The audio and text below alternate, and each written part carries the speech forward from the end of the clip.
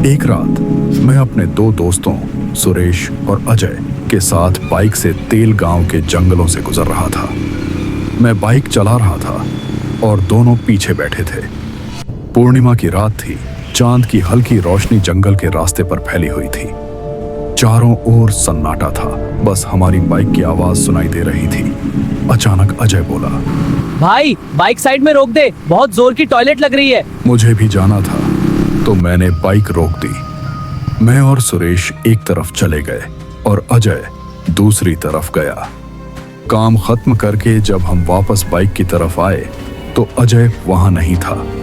हमने चारों ओर देखा, आवाज लगाई, अजय भाई कहाँ हो? लेकिन कोई जवाब नहीं आया। मुझे लगा वो मजाक कर रहा है, इसीलिए मैंने कहा, अगर 5 तक नहीं आया तो हम चले जाएंगे। जैसे ही मैंने 5 गिना, जंगल से अजय की चीख सुनाई दी, भाई बचाओ! अब हमें यकीन हो गया कि कुछ गलत है। हम दोनों उसकी आवाज की तरफ दौड़े। कुछ दूर अंदर जाते ही जमीन पर खून और घसीटने के निशान दिखे। तभी हमने देखा, दूर एक काली साड़ी पहनी औरत अजय का पैर पकड़कर उसे घसीटते हुए ले जा रही थी। हम उसका पीछा करने लगे, लेकिन उसकी रफ्तार बहुत तेज थी। देखते ही देखते वह जंगल में गायब हो गई। घसीटने के निशान हमें जंगल के बीच बनी एक पुरानी जर्जर 2 मंजिला कोठी तक ले गए। उसी वक्त अंदर से अजय की चीख सुनाई दी, बचाओ! और फिर अचानक सब शांत हो गया। मैंने कहा, हमें अंदर जाना होगा। लेकिन सुरेश डर गया। उसने कहा, वो डायन है, हमें यहाँ से भाग जाना चाहिए। मैंने समझाया कि हो सकता है वो कोई पागल इंसान हो। हमने लकड़ियां उठाईं और दरवाजा खोला। दरवाजा खोलते ही चमगादड़ों का झुंड बाहर उड़ गया।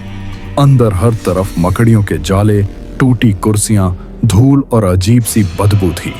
दीवार पर कुछ पुराने फोटो फ्रेम लगे थे, जिनमें एक आदमी और एक औरत दिख रहे थे। तभी ऊपर से अजय की भयानक चीख सुनाई, बचाओ! हम सीढ़ियों की तरफ भागे। सीढ़ियों पर खून बह रहा था। दिल जोर जोर से धड़क रहा था, लेकिन मैं रुका नहीं।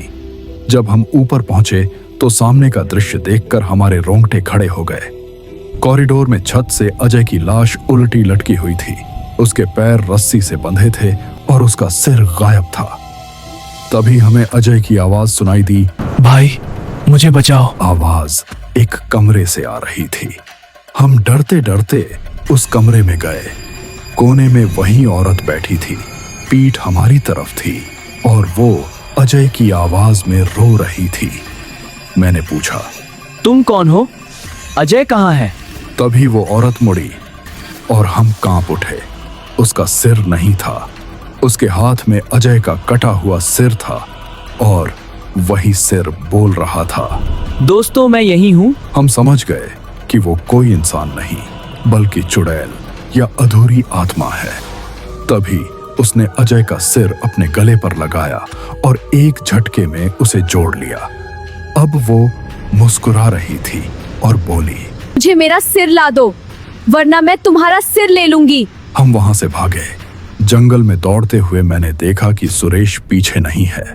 जब मुड़ा तो देखा वह उसी कोठी की तरफ जा रहा है, जैसे किसी ने उसे सम्मोहित कर लिया हो। खिड़की में वही सिर कटी औरत खड़ी थी और मुस्कुरा रही थी।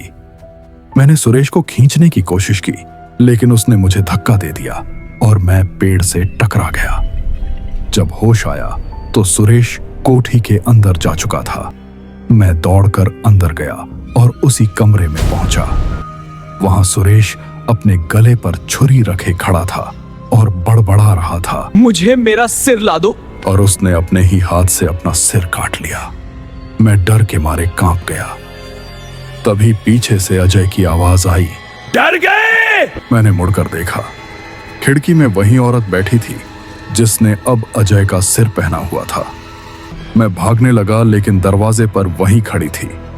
उसने कहा, मेरा सिर ढूंढ कर लाओ, तभी तुम्हें जाने दूंगी। मेरे पास कोई रास्ता नहीं था। मैंने उससे पूछा, क्या हुआ था आपके साथ? उसने बताया कि मैं अपने पति के साथ छुट्टियां मनाने आई थी। एक दिन 3 लड़के पानी मांगने आए। जैसे ही मैंने दरवाजा खोला, उन्होंने हमला कर दिया।